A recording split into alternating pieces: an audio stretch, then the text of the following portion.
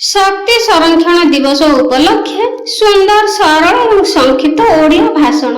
सम्माननीय सभापति महोदय, पूज्य गुरुजी और गुरुमा वृंद, मोर सान बड़ भाई और भौणी माने तथा सहपाठी और सहपाठिनी गण, आज हेउछि डिसेम्बर मास 14 तारिख शक्ति संरक्षण दिवस। एही गुरुत्वपूर्ण दिवस रे मते किछि कहिबाकू सुजोग मिलिथिबारु निजको गौरवान्वित मन करूछि। शक्ति हेउछि आधुनिक जीवनर मेरुदंड। आमर घर, शिल्प, कृषि, परिवहन इत्यादि सबकिछि शक्ति उपरे निर्भर करे। विद्युत, कोयला, पेट्रोल, डीजेल आदि आमर मुख्य शक्ति उत्स, किंतु एही शक्ति उत्स गुड़िक सीमित एवं अल्प किछि वर्ष परे एहा निशेष होई जिवो।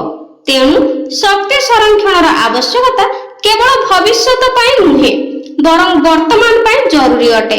पारंपरिक शक्ति उत्स जेपरिक कोयला और पेट्रोल को संचय करबा दरकार।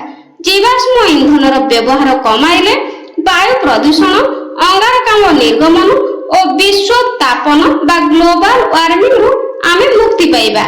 आम आगामी भविष्यत पाई एक सुरक्षित सबुज पृथ्वी छाड़ी जीवा आमर दायित्व। शक्ति संरक्षणर अर्थ हेउछि शक्तिर सुविनियोग और शक्तिर संचय करिबा। एहा केवल सरकारक काम नुहे बरं प्रत्येक व्यक्तिर दायित्व। आमे केतेक सरल पदक्षेप नै शक्ति को संचय करि परिबा। घरे व्यवहार हेउ नथिबा बेले जेपरिक लाइट, पंखा, टीवी और अन्य वैद्युतिक उपकरण बंद करिबा, साधारण बल्ब परिवर्ते एलईडी व्यवहार करिबा, सौर शक्ति एवं पवन शक्ति परि अक्षय शक्ति उत्सर व्यवहार को प्रोत्साहित करिबा एवं यातायात रे निजस्व गाड़ी बदल रे सर्वसाधारण परिवहन व्यवस्था व्यवहार करिबा, संभव हेले साइकेल किंबा चाली करि जीवा उचित। अधिक शक्ति दक्षता थिबा वैद्युतिक उपकरण जेपरिक जहार बीईई स्टार रेटिंग अधिक थिबा जिनिस किनिबा। विश्व तापन, जलवायु परिवर्तन और सीमित संबलर आह्वान आम सम्मुखरे रहिछि।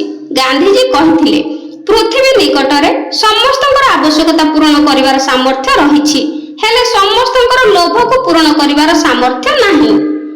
आज ठारू आमे समस्ते शपथ नेबा जे शक्तिर प्रत्येक बिंदु को मूल्य देबा।